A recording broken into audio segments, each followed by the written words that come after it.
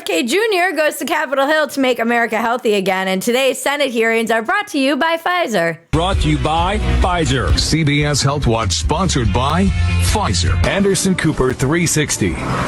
Brought to you by Pfizer. ABC News Nightline. Brought to you by Pfizer. Making a difference. Brought to you by Pfizer. I'm Bridget Phetasy, and this is your Dumpster Fire. Not brought to you by Pfizer. Welcome to Dumpster Fire, where we make burgers out of your sacred cows. RFK Jr. and his pet brainworm are getting peppered with questions on Capitol Hill this week, speaking for the new Make America Healthy Again coalition that he brought over to Trump in this election. Many of you are probably familiar with MAHA, and I can't help but wonder how different this would be in an alternate universe where he went over to Kamala's side. It would be so weird. The right would be calling him a quack. Me want good thing. Oh, how you pay for good thing? He want bad thing. No, me no want bad thing. He want bad thing. The left would be standing behind him, bravely taking on Big Pharma and Big Food. But that alternate universe doesn't exist for a couple reasons. One, there's bipartisan money from Big Pharma and Big Food. Two, because RFK Jr. is a symptom of the establishment, mostly Democrats, but some Republicans, overstepping their rights by forcing mandatory vaccines, firing people for not complying, and calling anyone with questions an anti-vaxxer. So you have yourselves to blame, establishment. I love how they all blame him for being a quack. I'm like, you guys opened the door to this guy. Rand Paul, during the hearings, was absolutely right that nuance has been obliterated from this discussion. The reason you have distrust from people at home, why they don't believe anything you say, they don't believe government at all, is you're telling my kid to take a hepatitis B vaccine when he's 1 day old. You get it through drug use and sexually transmitted. That's how you get hepatitis B. Every person with a bit of common sense, even people who don't resist vaccines. I've vaccinated all my kids. For goodness sakes, let's have an honest debate about these things. I wrote a piece for Spectator about this. You have to accept the premise now that there is absolutely no harm from vaccines whatsoever. And then if you dare question why, say, for instance, a day-old baby needs a Hep B vaccination, which is usually for like intravenous drug addicts and prostitutes, you're automatically labeled an anti-vaxxer and you'll be censored by big tech for misinformation, which is probably what's going to happen to this show. I don't like anything where I'm afraid to ask a question, and neither do most Americans. You need to be brave enough to ask questions.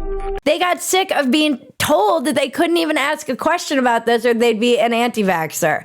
Establishment overreach and tech censorship paved the way for this frickin' lunatic, and we need someone crazy to come in and overcorrect. That's just where we are now. Not the hero it thinks it deserves, but the hero that it thinks that we think it needs. The establishment wanted every vaccine pumped into everyone at all times, and if they didn't, they were labeled an anti-vaxxer. Like I said, I wrote about this, the new rise of anti-vax. I was seeing this with all my mom friends in chats and groups. It is everything that Rand Paul said at his hearing is everything I hear from new moms wondering, do I need to get the Hep B vaccine? Probably not. But their argument is that, like, it can't hurt you, so why not? But that forces people to accept the premise that there is no such thing as a vaccine injury and they can't do any harm. And then if you say, well, what about XYZ? They say you're an anti-vaxxer. What?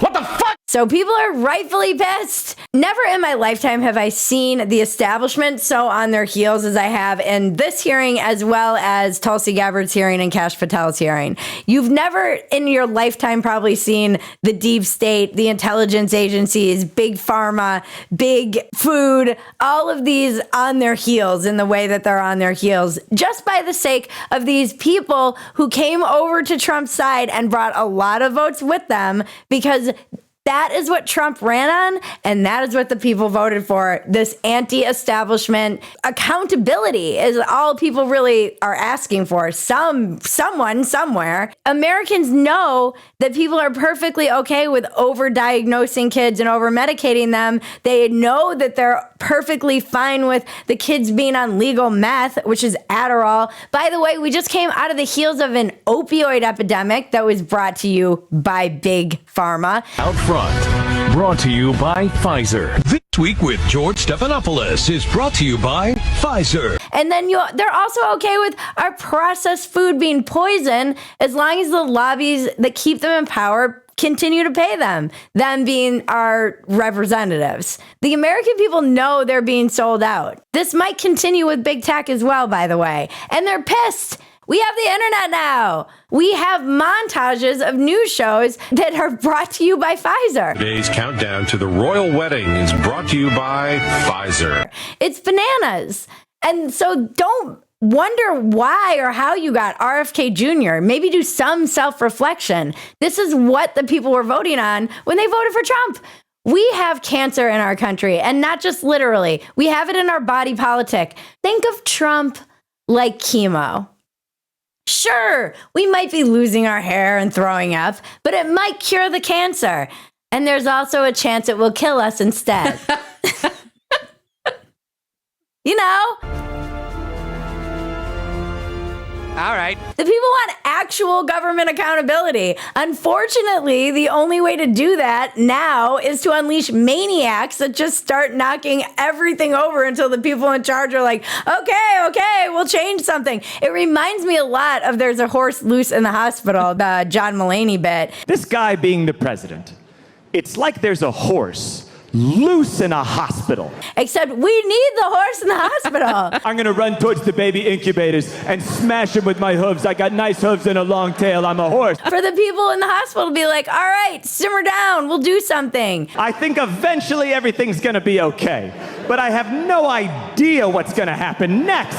By the way, do not underestimate how much of this is backlash to COVID. COVID drove everyone insane. You have the trust of science people telling you all of these things. The institutions burned all their credibility, saying racism is the virus and you've got a mask. Just kidding, masks don't work. You 6 feet apart. Comes out, oh, that was just a made up number. There's still footprints in front of stores to remind us of how insane that was and also completely anti-science. And now we are a nation of completely insane people who believe in none of our institutions, and we're trapped between insane people hoping they can pull back against each other and land somewhere in the realm of sane. I'm optimistic. Don't worry, it probably won't work out. If Trump is chemo, think of RFK Jr. like the vaccine for this problem. He might be a little bit unhealthy, but we need to inject him into our system. Maybe he'll give us autism. Maybe we'll have a polio epidemic. But hopefully in a decade, we will have some balance. The only way a system can figure out how to fight insanity is by having a little bit of insanity injected into it. Stick around. I have a lot more to say about this. Before our next segment, don't forget to like, subscribe, touch my bells and buttons, tell your friends about us. Please help us to reach our goal of 100,000 subscribers on YouTube. You have to stick around through the ad to see the weather report, guys. And I know that's really the only reason you're here. Sorry, guys, them's the rules. I don't make them up. Actually, I do make them up. You've all heard me talk about my Bond Charge red light face mask and how much I love it. And you've also heard me talk about, if you have the unedited version of Dumpster Fire, my wrinkles and all my fine lines and how much getting older sucks. And that's why I love my Bond Charge red light face mask. I use it for 10 minutes every night. It's my me time. It's my 10 minutes to myself that I can stop and relax and do something for myself that I know will help me look and feel better, because I very rarely take 10 minutes to stop doom scrolling and just take some deep breaths. The red light face mask boosts collagen and elastin production and helps to get rid of those fine lines and wrinkles and even my sunspots improving. It also helps with sore jaw, eczema, migraines, acne, scar tissue, wound healing, razor burn, and even ingrown facial hair. My skin looks glowy. Go to bondcharge.com/Bridget and use coupon code Bridget to save 15% off. That's BONCHARGE.com/BRIDGET and use coupon code Bridget to save 15%. Link is in the description below. Now let's check the weather with Maite Carranco. Tenemos, varios factores que estarán generando lluvias, tormentas eléctricas.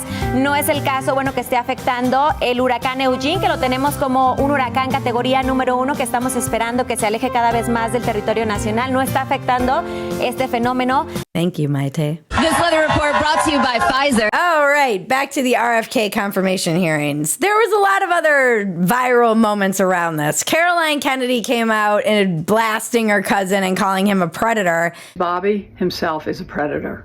And I'm sorry, but isn't that baked into the cake of being a Kennedy man? Yes. Nothing bad ever happens to the Kennedys. What? You guys circled the wagons around a man who drowned a woman in his car, allegedly. So I'm not exactly taking your word for your sudden hatred of your cousin. I think it's mostly that he's a Trump supporter and not a dyed-in-the-wool Democrat like all of you. Is RFK Jr. a lying, womanizing piece of shit? Yes, he's a Kennedy. The question is he a lying, womanizing piece of shit who will endanger any of us? And the answer is yes, probably. Unless he doesn't. You guys see, that is the conundrum we find ourselves in. RFK Jr. is right about a lot of things. We are over-medicated and overweight, and it's nice to know that someone finally cares.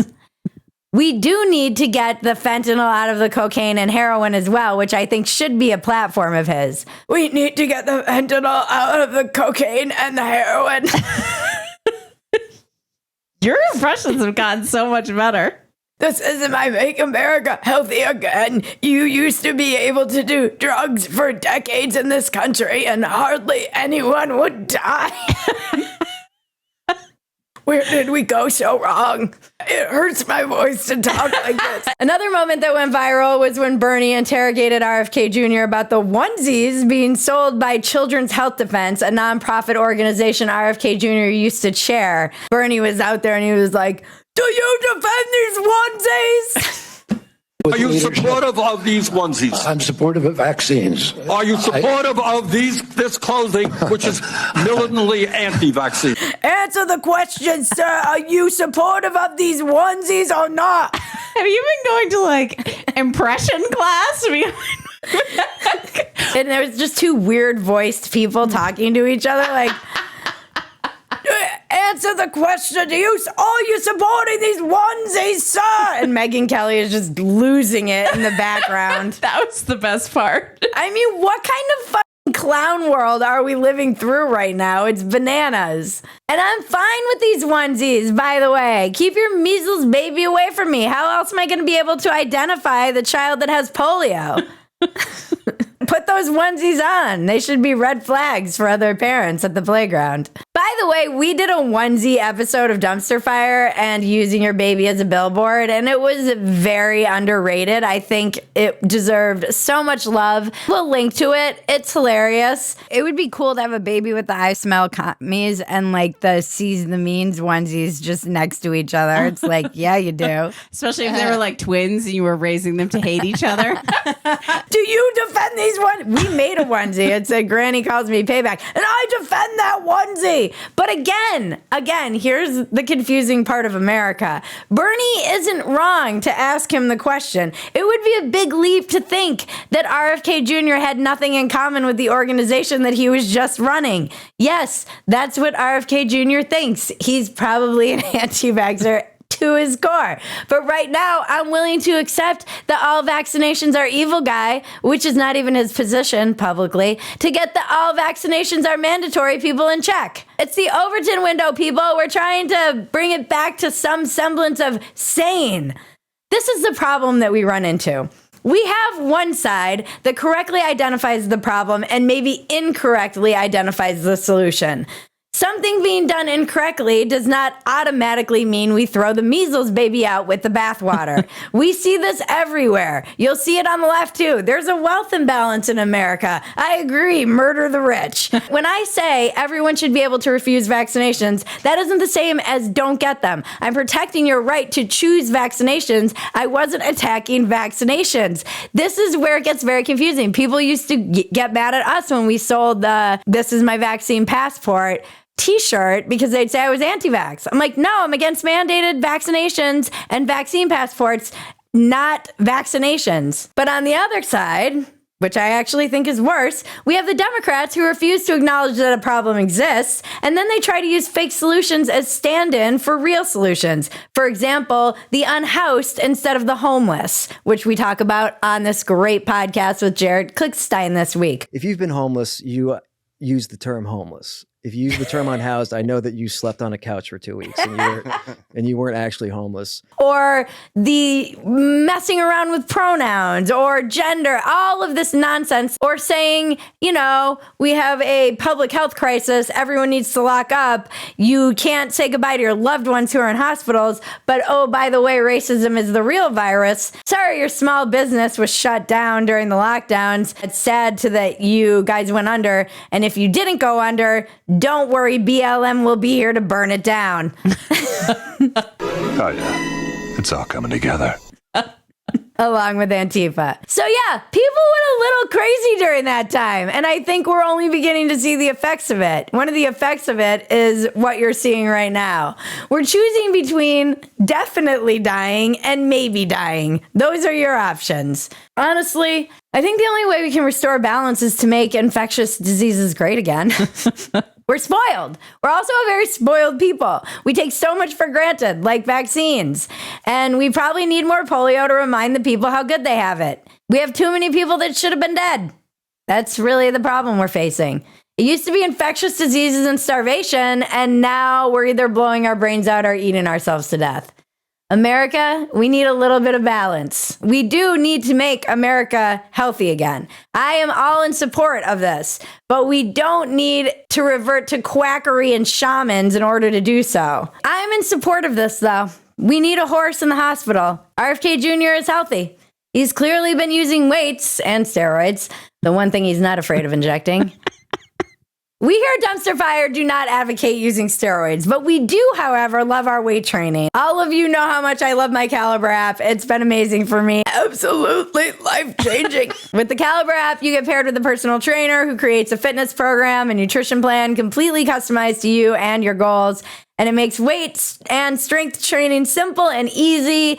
And I freaking love it. Look, this is when everybody drops out and gives up on their goals. This is when you double down and recommit to them. At the end of every month, we're going to push this hard. It's the end of January. Maybe you failed yourself again. Maybe you didn't lose a single pound or even start that routine that you wanted to start. It doesn't matter. You can start tomorrow. So take action and go to caliberstrong.com/dumpster and get $100 off your first 3 months.